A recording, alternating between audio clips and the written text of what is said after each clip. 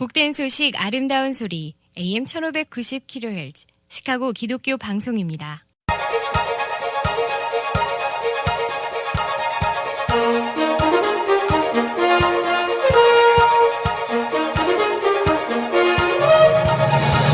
김정일 해설위원의 시사 해설.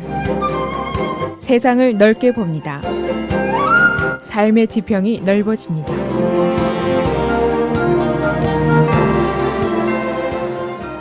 시사해설입니다. UN 안보리가 어제 대북경제봉쇄 결의안을 다시 가결했습니다. 바로 일주일 전만 해도 니키 헤일리 UN 대사가 이번 봉쇄는 strongest possible, 가장 강력한 봉쇄가 될 것이다 라고 얘기를 했습니다. 그러나 어제 가결된 봉쇄안은 여러 수정을 거치면서 그렇게 최고 수준의 강력한 것으로 보기는 어렵습니다. 오일 금수 조치도 약 30%에 불과한 것으로 되어 있습니다. 물론 중국과 러시아의 반대 때문입니다. 특히 최근에 북한의 계속적인 도발에 중국이 강경적으로 어느 정도 선회를 하자 러시아가 이 틈새를 비집고 나서서 북한을 돕기 시작했습니다. 러시아도 오일을 많이 가지고 있고 또 UN 안보리 상임이사국으로서 비토의 권한도 가지고 있습니다. 이 대북 경제봉쇄, UN 제재가 뜻대로 되지 않자 한국의 일각에서는 UN 조치동은 이제 포기를 하고 미국과 전술 핵 배치 협상을 빨리 해야 한다고 목소리를 높이는 측도 있습니다. 한편 당장 시급한 문제는 북한이 또다시 ICBM 등을 발사할 것이다 라는 것인데, 미국은 그동안 Fire and Fury, Massive Military Response 이렇게 하면서 엄중한 경고를 냈지만은 정말 완벽한 대응 조치가 있는 것인가? 전문가들의 생각은 그렇지도 않습니다. 그래서 북핵 문제는 아직도 정답을 찾지 못하고 있습니다. 오늘은 어제 UN 안보리의 경제 봉쇄안 결의안 그 내용은 어떤 것인지, 한국의 반응은 어떤 것인지, 미국의 대응은 어떤 것이 있는지 알아보도록 하겠습니다. 오늘 미국의 언론들이 얘기하는 UN 경제 봉쇄안에 대한 평가는 한마디로 압축을 하면은 북한에 대한 경제 봉쇄를 또 다시 강화를 했지만은 미국의 목표에는 미달된다 이겁니다. 우선 석유라든가 천연가스의 공급 금지 문제, 단계적인 금지로 절충이 됐습니다. 그래서 약 30% 정도의 수출 제한으로 끝이 났다고 볼 수가 있습니다. 또 제재 대상 선박의 공해상 차단 검색 허용, 이 문제도 불법으로 선적을 했다는 근거를 제시해야 한다. 그리고 선적국의 동의를 받아야 한다.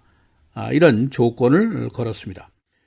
그리고 김정은 등 핵심 지도부 5명의 해외 자산 동결 문제, 여행 금지 문제, 이것도 김정은 남매는 빠지고 제재 대상이 1명으로 줄어들고 말았습니다. 그래서 생각보다는 매우 약화된 결의안이 통과가 됐고, 다만 실적이 있다면은 북한의 섬유 제품 수출 금지입니다. 섬유 수출을 금지하면은 지금 현재 석탄과 철광석의 수출은 이미 금지되어 있으니까 양쪽을 합하면은 북한의 외화 수입이 한 78%가 줄어들 것이다. 그런 예상이 나오고 있습니다. 이렇게 미국의 원래 목표와는 달리 절충안으로 끝나게 된 데는 물론 중국과 러시아의 반대가 있기 때문입니다. 중국이 북한의 압박을 거부하는 이유는 얼마든지 있습니다.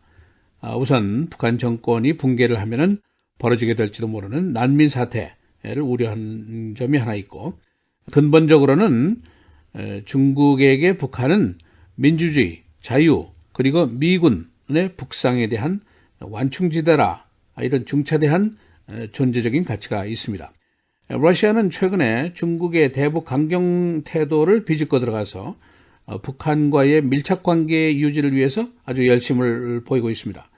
러시아의 오일은 얼마든지 있고, 최근에는 싱가포르에 유령 회사를 차려놓고 대북 지원에 나서고 있다는 사실을 미국 언론들이 보도를 하고 있습니다. 러시아로서는 극동 지역에서의 발판이 더 필요하고, 또 지금 크라이미아 침공에 따른 유엔의 경제 봉쇄를 자신이 당하고 있으니까 남을 경제 봉쇄하는 일이 쉽지가 않습니다. 그래서 푸틴은 그러나 원유 금수 조치가 일반 서민들의 고통을 주는 조치다. 그래서 반대한다. 아주 그럴듯한 이유를 표면상으로는 내놓고 있습니다. 한국의 보수계 언론들은 이제 유엔 제재라는 기대를 끝내자, 그리고 전술 핵 재배치를 위한 대미 협상을 벌여야 한다는 주장을 펴기 시작했습니다. 조선일보는 오늘 사설을 통해서 진짜 끝장 제지라던 유엔 제재가 허풍으로 끝이 났다라고 지적을 하면서 핵은 핵으로만 억제할 수 있다는 진리를 따라서 전술 핵 배치 협상을 시작해라 라고 주장을 하고 있습니다. 북한이 9월, 10월에 또 다른 도발을 할 것으로 한국 정부나 미국이 예상을 하고 있습니다. 그것이 이제 또 다른 ICBM이 될지 또는 잠수함 탄도탄 미사일이 될지 또는 제7차 핵실험이 될지는 알 수 없지만은 그러나 짐 매티스 국방장관은 만일 북한이 또 다른 도발을 할 경우에는 massive military response를 받게 될 것이다. 대대적인 군사 반격을 받게 될 것이다 라고 경고를 했습니다. 그러나 많은 군사 전문가들은 여기에 대해서 그렇게 쉬운 답변이 없다는 데 의견을 같이 하고 있습니다. 지난 주말에 나온 뉴욕타임스의 기사를 요약하면 이렇습니다. 우선 non-military option, 비군사적인 방법은 유엔 제재인데 말씀드린 대로 허점이 너무 많습니다. 그러면 두 번째로 선제 공격인데 소위 preemptive strike이라는 얘기는 자주 나오는 얘기입니다. 기술적으로 미국의 전함이라든가 폭격기가 북한의 미사일 기지라든가 핵 기지를 공격하는 것은 어렵지 않은 일입니다. 그러나 북한의 반격을 어떻게 막느냐, 이것이 이제 바로 문제입니다. 한국, 일본에 대량 사상자가 발생하는 거, 이것이 이제 바로 문제입니다.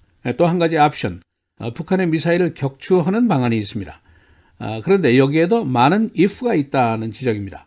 우선 에이즈 전함의 미사일을 사용해야 되는데 이 전함의 적절한 위치가 이제 관건입니다. 그리고 다른 옵션은 알래스카라든가 캘리포니아에 있는 대미사일 시스템을 통해서 요격을 하는 방안인데 지금까지 테스트한 것을 보면은 성공률이 약 50% 정도에 불과합니다. 여기 질문이 나올 수 있는 것은 만일 실패할 경우에, 요격에 실패할 경우에 이 국제적인 망신은 어떻게 할 것이냐. 미국이 3천억 달러를 들인 무기입니다. 또 한 가지 옵션은 그냥 놔둬라, 바다에 떨어지게 내버려 둬라 하는 옵션이 있는데 이렇게 될 경우에 중국과 러시아의 입장이 더욱 난처해질 것이고 미국에게는 돈 드는 것도 아니다. 그런 지적도 있습니다만 그러나 북한의 공격 기술은 테스트를 통해서 더욱 향상될 것이 틀림이 없습니다. 또 트럼프로서는 오바마 흉보기가 더 어려워지게 됩니다. 그리고 Fire and Fury 이런 강경론 큰 소리가 사실 보니까 맹탕이 아니냐 이런 것을 전 세계가 보게 됩니다. 이것도 트럼프의 자존심을 크게 해치는 일입니다. 2014년도에 오바마 대통령이 시작했던 사이버 공격도 최근에 말을 잘 듣지 않는 것이 증명이 되었습니다. 그러니까 북한에 대한 경제 봉쇄안은 제한적으로 절충이 되고 말았고 석탄이라든가 철강석을 수출할 문제, 지금 북한이 말레이시아라든가 비엔남으로 선회를 하면서 돈을 벌어들이고 있습니다.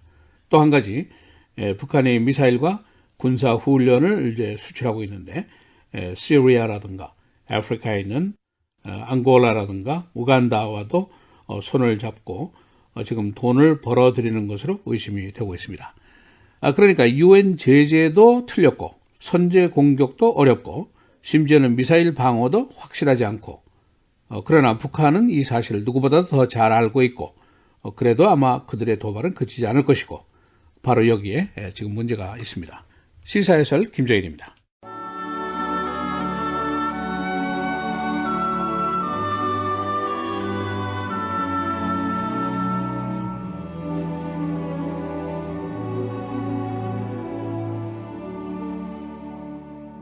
시와 찬송과 신령한 노래들로 서로 화답하며 너희의 마음으로 주께 노래하며 찬송하며 범사의 우리 주 예수 그리스도의 이름으로 항상 아버지 하나님께 감사하며 그리스도를 경외함으로 피차 복종하라.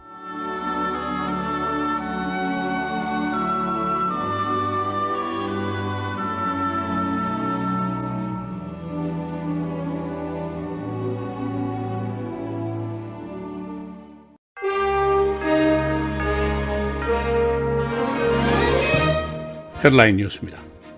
허리케인 얼마의 후유증이 심각합니다. 아직도 수백만 가구가 정전 피해를 입고 있고 수천 가구는 아직 대피 상태입니다. 정상 회복에 최소한도 수주가 더 걸릴 것으로 예상이 되고 있습니다. 얼마의 피해는 플로리다 인근주인 조지아, 엘라바마 등지로도 확대가 되었습니다. 유엔 안보리가 어제 북한에 대한 경제봉쇄 결의안을 다시 통과시켰습니다. 그러나 이 안은 당초 계획보다 완화되면서 미국의 목표에서 크게 미달됐습니다. 새 결의안은 오일 금수 조치도 30%에 그치고 있습니다. 중국과 러시아의 반대 때문입니다. 애마존의 제2본부 유치에 8개 시가 현재 경합을 벌이고 있습니다. 시카고를 비롯한 뉴욕, LA 등 대도시와 함께 피츠버그, 댈러스, 오스틴, 산호세 등도 유치 작전을 벌이고 있습니다. 애마존은 새 본부에 50억 달러를 투자할 계획입니다. 애플사가 오늘 새 아이폰을 선보이게 됩니다. 새 아이폰은 새로운 디자인과 함께 와이어리스 차지, 눈의 인식에 따른 아이디 확인 등 새로운 기술을 개발했습니다. 아이폰의 가격은 아직 발표되지 않았습니다만 고가일 것으로 예상이 되고 있습니다.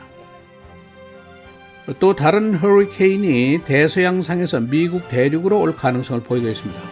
허리케인 호세, 이 스톰의 미국 동해안 상륙 가능성은 현재 25%입니다. 호세는 현재 캐리비안 300마일 밖에서 2등급으로 풍속 105마일을 유지하고 있습니다. 이퀴팩스의 사이버 어택으로 인한 피해자가 일리노이 주에만 540만 명에 달하고 있습니다. 이들의 개인정보가 모두 노출이 됐습니다.